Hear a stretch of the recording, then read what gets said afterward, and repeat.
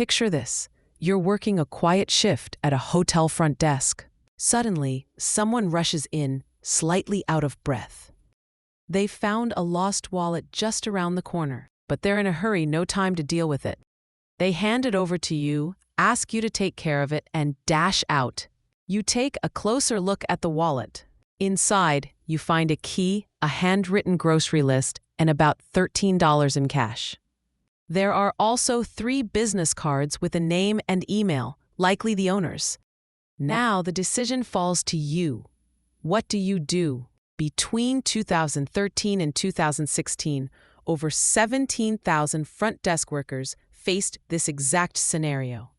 Unknowingly, they became part of a massive global study on honesty. And the findings? They stunned even the most seasoned economists. To understand why, we need to first explore what honesty really means. Most people think of honesty as simply telling the truth. But in reality, honesty is the foundation of a functioning society. It underpins how we use public services, conduct business, and trust government decisions. We all rely on a shared assumption that people will do the right thing, even when no one's watching. That's why understanding what drives honesty is so important. But studying honesty is tricky. People tend to behave differently when they know they're being observed. So researchers came up with a clever method to study it in the real world. The University of Michigan, University of Utah, and the University of Zurich launched an ambitious global experiment. They asked, will people do the right thing when there's almost no risk of getting caught? Enter the lost wallet test. 13 research assistants visited 355 cities across 40 countries. They dropped wallets in hotels, banks, cultural centers, and public offices.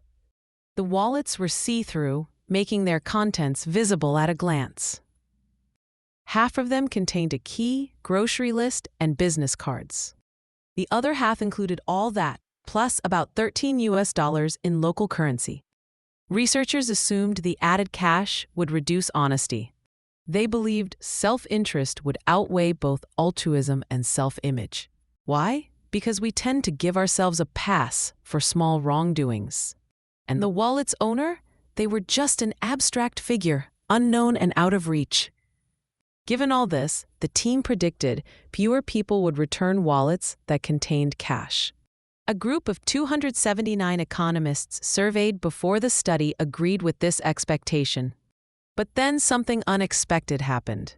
Cash-free wallets were reported 46% of the time, but wallets containing money, those were returned 61% of the time.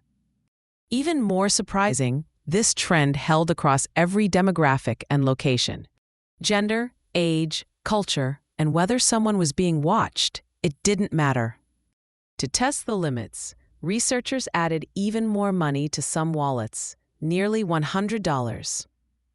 And the honesty rate soared again. 72% of these high-value wallets were reported. Why? There are a few compelling theories. For one, larger sums make the act feel more like outright theft. That makes it harder to preserve our image as a good person. People also said they felt worse imagining the harm done to the wallet's owner when more money was at stake. There's another idea too. Perhaps in a work setting, people feel more responsibility to do the right thing. Whatever the reason, one thing is clear. Self-interest isn't always the dominant force we assume it is. Sometimes our desire to be honest, especially in our own eyes, wins out. And that's a hopeful message. Because when we see ourselves as honest, we're more likely to act that way. By encouraging honesty in ourselves and others, we help build the kind of society we all want to live in. One where doing the right thing isn't the exception, it's the norm.